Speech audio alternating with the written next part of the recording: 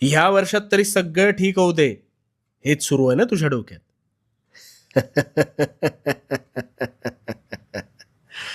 पलटतील. तुझ्या नशिबाचे फासे सुद्धा निश्चित पलटतील. कसे ते सांगतो. आता प्रामाणिकपणे शांत चित्ताने ऐक. तुझे प्रश्न सुटतील. सगळ्यात आधी एक गोष्ट ध्यानात घे. नवीन वर्षात तू जुनाच राहिलास तर तुझ्या आयुष्यात काहीच नवीन घडणार नाही. गोंधळलास ना? आता एक गोष्ट ऐक.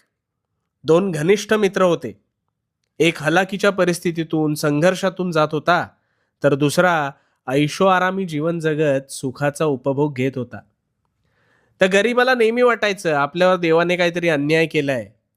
पण हा श्रीमंत मात्र कधीही उठायचा, कधीही झोपायचा, आयते अरबट चरबट खायचा. काही वर्ष सरली. गरीब मेहनत करत होता,